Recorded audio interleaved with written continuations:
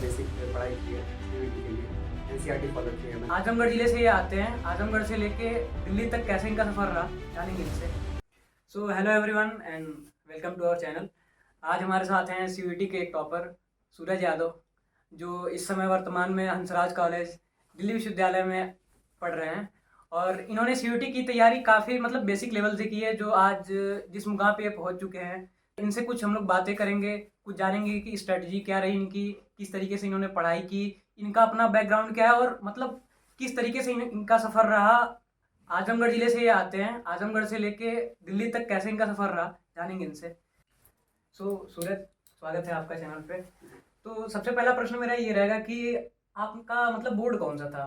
मेरा board CBSE board था और केंद्रीय विद्यालय का मैं छात्र हूँ। अच्छा, तो मतलब आपने बचपन से ही केंद्रीय विद्यालय में पढ़ा है या फिर बाद के दिनों में आपने केंद्रीय विद्यालय ज्वाइन किया था? जी नहीं, मैं इससे पहले प्राइवेट स्कूल में था, जो मैंने नर्सरी से 10th तक प्राइवेट स्कूल में पढ़ाई की है।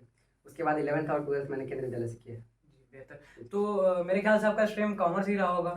जी, मेरा स्ट्रीम कॉमर्स था। अच्छा, मतलब 12th आपने कॉमर्स से दिया। कॉमर्स से देने के बाद मतलब आपका क्या मतलब रवैया था कि आगे आपको क्या करना चाहिए, तो किस लिए आपने मतलब बीकॉम के लिए क्यों ऑप्ट किया? मैंने सिर्फ बीकॉम के लिए ऑप्ट नहीं किया था, मैंने बीकॉम के लिए और बीबीए दोनों के लिए ऑप्ट किया था। अच्छा। तो मुझे आगे ऑनलाइन मोड पे कुछ जानकारियाँ मिली, जैसे कि बीबीए और बीकॉम में कंपैरिजन। तो कंपैरिजन के बाद मुझे पता चला कि बीकॉम ऑनर्स मेरे लिए ज़्यादा बेटर होगा। ठीक है, तो आपने फाइनली हंसराज कॉलेज बीकॉम में एडमिशन लिया। तो सीयूईटी के थ्रू एडमिशन आपका जैसे हुआ था, पहली बार सीयूईटी कराया था एनटीए ने, तो मतलब क्या अप्रोचेज आपके रहे, मतलब किस तरीके से आपने तैयारी की, क्या मटेरियल्स थे जिनको मतलब आपने प्रेफर किया, किस चीज़ पे ज़्यादा फोकस किया, क्या स्टडी टाइम रहा आपका? मेरा स्टडी टाइम और मेरी स्टडी उतनी हार्ड टाइप नहीं थी। मैंने बहुत बेसिक पढ़ाई की है सीयूईटी के लिए, एनसीईआरटी फॉलो किया है मैंने। और ज़्यादातर अकाउंटेंसी के बहुत सारे सवाल लगाए, जो एमसीक्यूज बुकलेट्स आते हैं, मैंने उन्हें इस्तेमाल किया था पढ़ाई के लिए। ज़्यादातर मैंने ऑनलाइन मोड पे पढ़ाई की है, जैसे यूट्यूब। तो यूट्यूब से बहुत कुछ मैंने सीखा है सीयूईटी के बारे में। और मैंने फॉर्म के बारे में भी बहुत काफ़ी जानकारी यूट्यूब से ही पाई है, क्योंकि बहुत लोग होते हैं जो फॉर्म भरने में, एप्लीकेशन फॉर्म भरने में गलती कर देते हैं, जिससे आगे जाके परेशानियाँ होती हैं। तो फॉर्म और एप्लीकेशन फॉर्म और पढ़ाई भी ज़्यादातर मैंने ऑनलाइन और यूट्यूब से ही के ज़रिए ही इसके बारे में जानकारी ली।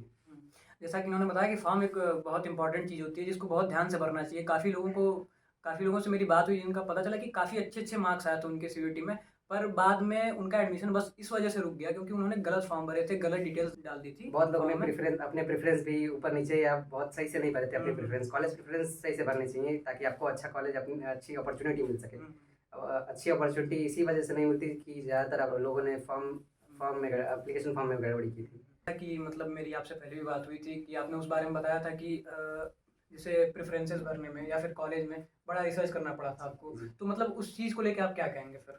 मैं बिल्कुल यही कहूँगा कि सब कुछ ऑनलाइन मिलता है। हम्म, अगर आप गूगल पे जाएँ, सर्च करें, तो सब कुछ मिलेगा कि आपको कौन सा एनआरएफ रैंकिंग क्या है हम्म, कॉलेज की, कौन सा कॉलेज ड्यू का बेस्ट है बीकॉम के लिए या फिर किसी भी कोर्स के लिए। हम्म। तो कोर्स आपके ऑनलाइन आपको दिखा देंगे कि कौन सा कोर्स किस कॉलेज के लिए बेस्ट है। एक चीज़ और जानना चाहेंगे कि आपका डोमेन सब्जेक्ट क्या कहते हैं? मेरे डोमेन सब्जेक्ट थे economics, book keeping slash accountancy, और बिजनेस स्टडीज़ भी थे, जनरल टेस्ट थे, और एक मेरा लैंग्वेज था इंग्लिश। बस। मतलब लैंग्वेज में आपने इंग्लिश लिया था, तो जी, इंग्लिश का क्या रिव्यू रहा था, मतलब किस तरीके की इंग्लिश पूछी गई थी आप बहुत एग्जाम ही में? इंग्लिश तो बहुत बेसिक आए थे, क्वेश्चंस बहुत बेसिक थे इंग्लिश के। मैं तो यही कहूँगा कि कोई भी जो इंग्लिश 12वीं तक पढ़ाई किया है वो दे सकता है इसे बिना पढ़े, या फिर थोड़ी बहुत बेसिक जानकारी लेके इसे दे सकता है। मतलब हम ये कह सकते हैं कि अगर वो ज़्यादा से ज़्यादा एमसीक्यू अगर करता है, प्रैक्टिस करके जाता है, तो उसके लिए बहुत आसानी रहेगी, काफ़ी मतलब अच्छे तरीके से वो अटेम्प्ट कर सकते जी, हैं। जी, मैं यही कहूँगा कि बहुत बेसिक चीज़ें हैं, हम्म, बहुत ज़्यादा हार्ड नहीं है, बहुत ज़्यादा मुश्किल नहीं है हम्म, सीयूईटी एग्ज़ाम। हम्म, बस आपको कांस्टेंट अपना देना पड़ेगा। हम्म। जी, तो छात्रों मतलब कुल मिला के बात यही निकली है कि चीज़ों को कॉम्प्लेक्स करने की ज़रूरत नहीं है, आप बेसिक को पकड़े रहिए, उसके साथ फॉलो करते रहिए, तो चीज़ें आपको बेहतर से बेहतर होती जाएंगी। और आपकी हॉबीज़ क्या है उसके बारे में हम ज़रूर जानना चाहेंगे कुछ। मेरी ज़्यादातर हॉबीज़ आईटी से रिलेटेड है, कंप्यूटर से। अच्छा। मुझे प्रोग्रामिंग वगैरह पसंद है। ज़्यादातर मैं कंप्यूटर में इंटरेस्टेड हूँ, हम्म। तो कंप्यूटर ही। अच्छा, मतलब आपकी हॉबी कंप्यूटर है, जी, मतलब आपको टेक्नोलॉजीज में इंटरेस्ट है टेक्नोलॉजी में थोड़ा सा। इंटरेस्ट है। ठीक है, ठीक है। ओके सो ये रहा आज का इंटरव्यू। छोटा सा ही इंटरव्यू था पर काफ़ी कुछ चीज़ें जानने को मिली इसमें।